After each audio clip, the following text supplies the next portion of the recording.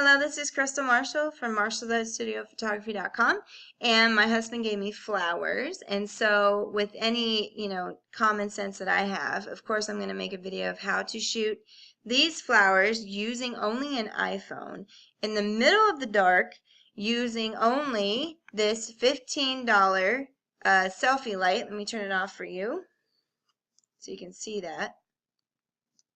So here's a $15 selfie ring light I got on Amazon, and it's rechargeable, which is great. And I'm using it for my videos just so you can see me a little bit better. And then I use this $30 video light that I also got off Amazon. So I'm going to show you how I did that. So stay tuned. Okay, so iPhone photography. I usually always use my regular camera and my regular, nice, professional lenses. But most people don't have that. Okay, so it was a challenge for me how to make these photos look flattering, how to make these flowers look beautiful using my iPhone, and I'm in the middle of the night, so I don't have a beautiful window light source, which is highly, highly, highly recommended for you iPhone camera people. Okay, so here I use the video light over here, and it just kind of shines through the vase. I love these lights coming up here. Like I said before, ideally window light would be the most flattering. Here's a perfect example. One of my friend's bakery and catering shops, shout out to Tessa's Creations, who I've been kind of teaching my tricks of the trade, and she did an awesome job here. This was taken with her cell phone camera, and this was beautiful window kitchen light, I'm assuming, and I love how you can see the bowl here, you can see the spoon here, you can see the focus is here on the walnuts. Just fabulous, fabulous photo.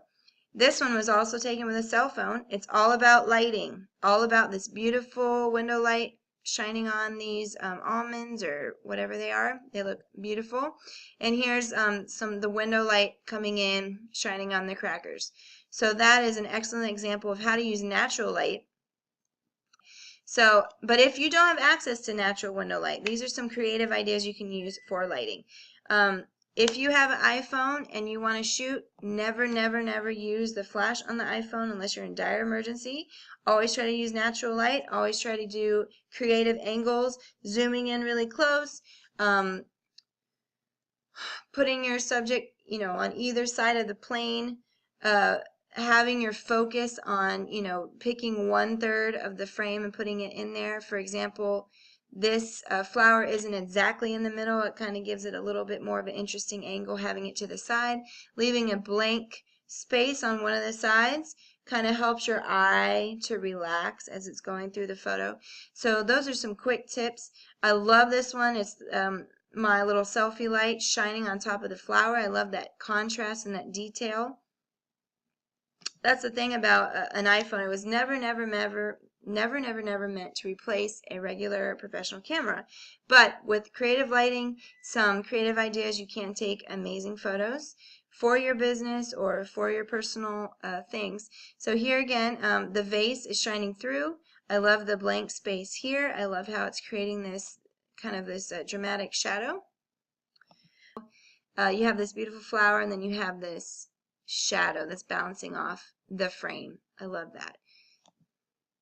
And this is kind of the opposite of that. I turn the flower around. So instead of just taking a picture of a flower, I tried to create motion in my photo. I tried to create an arch, an arc, some type of mood. And I love that it's just reflecting. And you see this heart on the wall. I thought that was really interesting.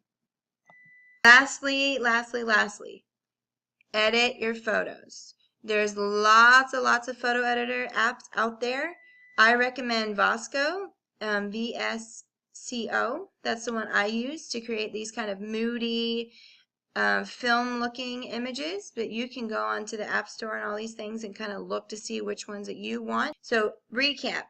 Number 1, find a beautiful, beautiful light source. Find a natural window. Find a bay window. Find a kitchen light. Don't use a flash on your iPhone unless you're like dying and you need to take a photo of a car accident in the middle of the night. Okay, so I'm telling you. If you don't have access to beautiful, beautiful natural light, get some creative light sources like a video light or a LED source or a constant lighting or even a fluorescent light, actually. Those are all wonderful white sources of light and not yellow dingy lights. For example, the lights that are coming over into this room. Number two, always make sure that the background of your photos is kind of a plain background, a neutral background, because you want your subject to focus on the object that you're trying to see. Number three, make sure that your focus point is, to one side. To make your photo more interesting, you don't want, right in the middle, unless that's kind of like the look that you're going for. And number four, it's late.